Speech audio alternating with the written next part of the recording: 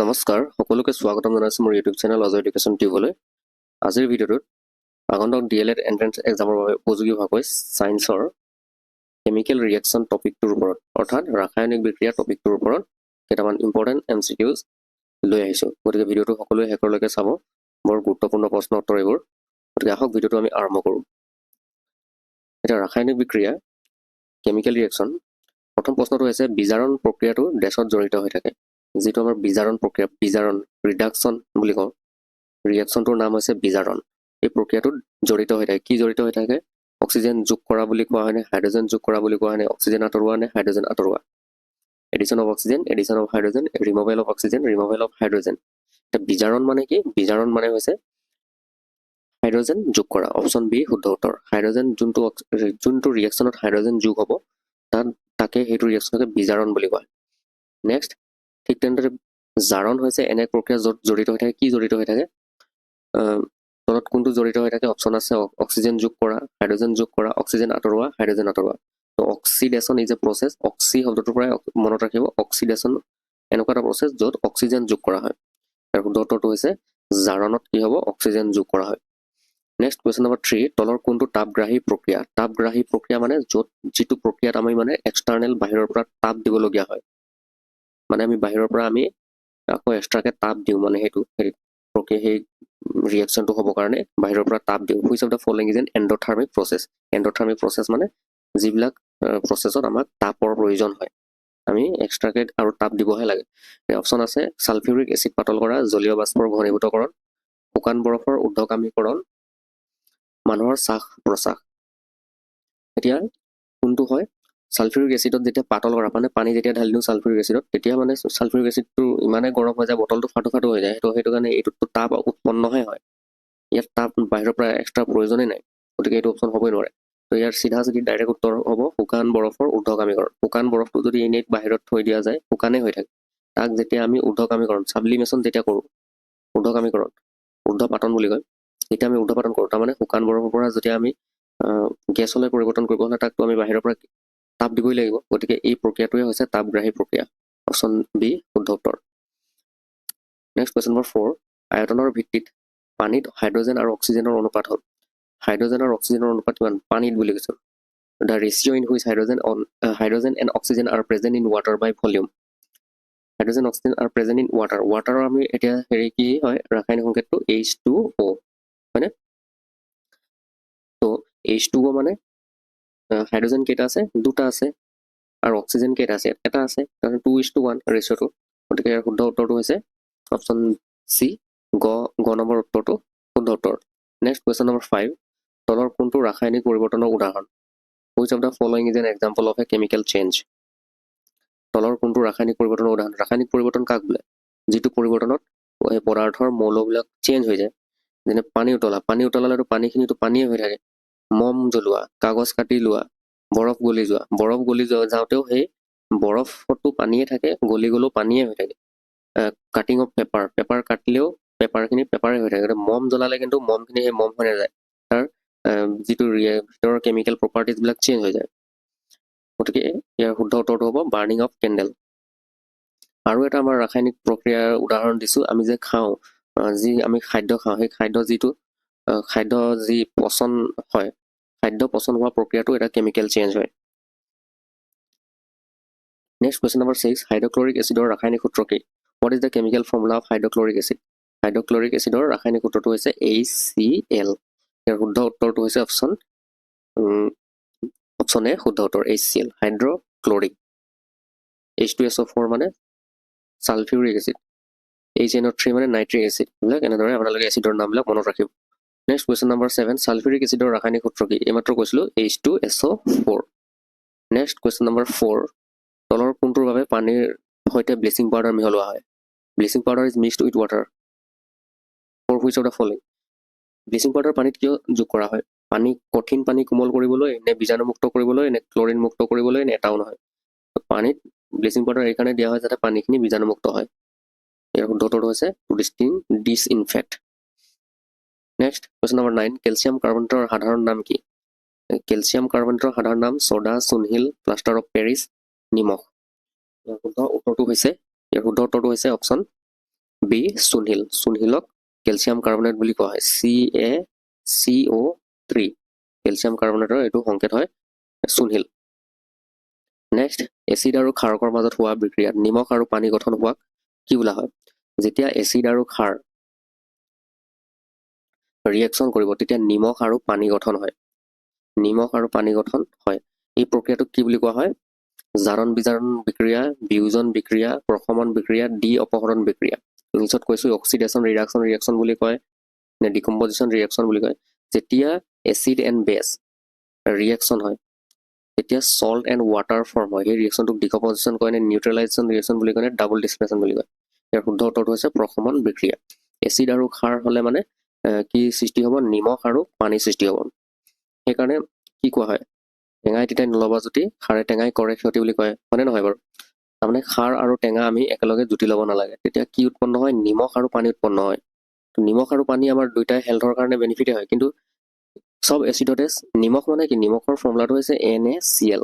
এতিয়া যেতিয়া এচিড আৰু খাৰ আমি যদি খাই দিওঁ একেলগত, খাৰ আৰু টেঙা যদি একেলগত খাওঁ, খাৰ মানে হৈছে আমি কলৰ যে খাৰ সেইটো কথা কৈছোঁ, খাৰ আৰু টেঙা, চাপ'জ নেমু টেঙা তেনেকৈ খালে তেতিয়াতো NaCl নিমখটো উৎপন্ন নহ'ব পাৰে, বেলেগ নিমখ উৎপন্ন হ'ব।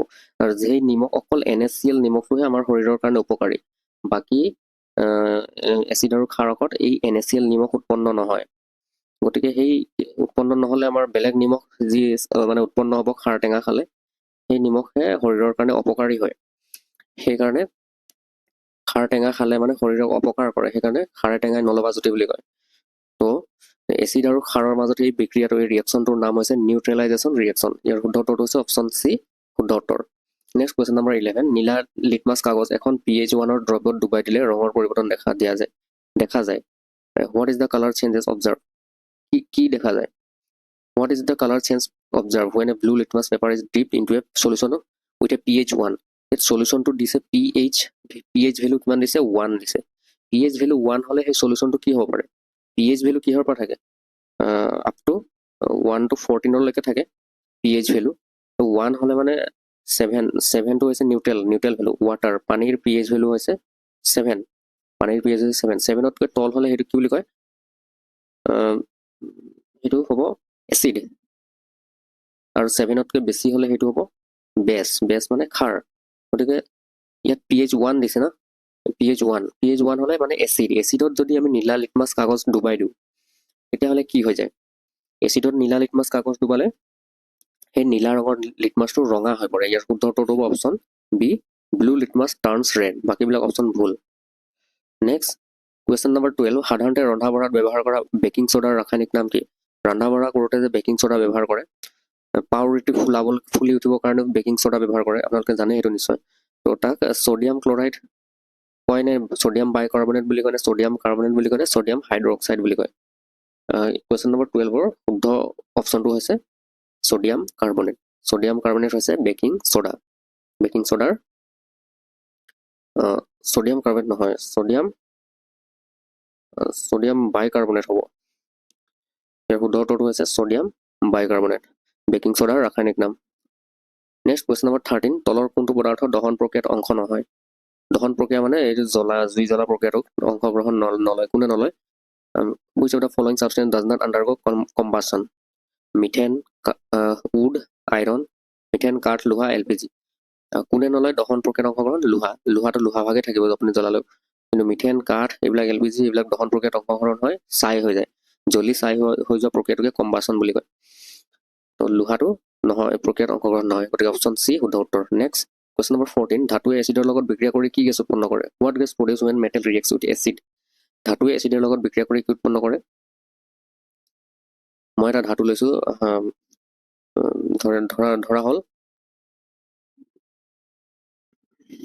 ছ'ডিয়াম ধাতু লৈছোঁ, ছ'ডিয়াম, আৰু ইফালে এচিড লৈছোঁ HCl হাইড্ৰক্লৰিক এচিড লৈছোঁ। এতিয়া এই দুটাই যেতিয়া ৰিয়েকশ্যন কৰিব তেতিয়া সেই ধাতুটোৰ যিটো আমি ছ'ডিয়াম লৈছোঁ তাৰ লৱণ উৎপন্ন হ'ব, ক্লৰিনৰ লগত লগ লাগি NaCl উৎপন্ন হ'ব, প্লাছ এইফালে কি হ'ব?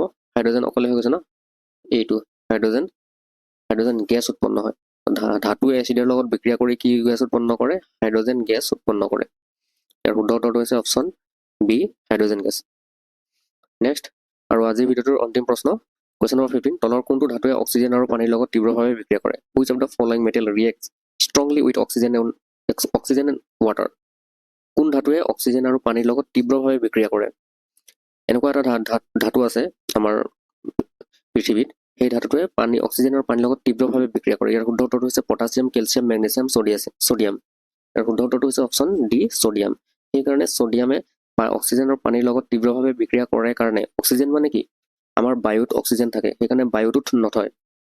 বায়ুত থলেও মানে খোলাকে থলেও সোডিয়ামটো জ্বলি উঠিব, তীব্ৰভাৱে বিক্ৰিয়া কৰি জ্বলি উঠে, আৰু পানীত থলেও সোডিয়ামটো জ্বলি উঠে। সেইকাৰণে কেৰাচিনৰ দ্ৰব্যত ডুবাই ৰখা হয়, কেৰাচিনত ডুবাই ৰখা হয় সোডিয়ামে কেৰাচিনত ডুবাই থলে মানে বিক্ৰিয়া নকৰে বুলি কয়, সেইকাৰণে সোডিয়ামক কেৰাচিনত ডুবাই ৰখা হয়। এতিয়া আমি কেমিকেল নেমৰ লগতে কমন নেমৰ লগতে আমি সিহঁতৰ ৰাসায়নিক সংকেতবিলাকো জানিব লাগিব। সোডিয়াম হাইড্ৰক্সাইড মানে কষ্টিক সোডা, ইয়াৰ ৰাসায়নিক সংকেত হৈছে NaOH। সেইটো হৈছে ৰাসায়নিক সংকেত সোডিয়াম হাইড্ৰক্সাইডৰ। ঠিক তেনেদৰে সোডিয়াম কাৰ্বনেটৰ NaCO3, সোডিয়াম কাৰ্বনেট মানে হৈছে ৱাশ্বিং সোডা। সোডিয়াম বাইকাৰ্বনেট হ'ব Na, বাই শব্দটোৰ কাৰণে H আহি যায়, মনত ৰাখিব, HCO3, সোডিয়াম বাইকাৰ্বনেট মানে হৈছে বেকিং সোডা। আৰু কি আছে, কেলছিয়াম হাইপোক্লৰাইড, সেইটো হৈছে ব্লিচিং পাউডাৰৰ কেমিকেল নেম কেলছিয়াম হাইপোক্লৰাইড। ইয়াৰ ফৰ্মুলাটো হৈছে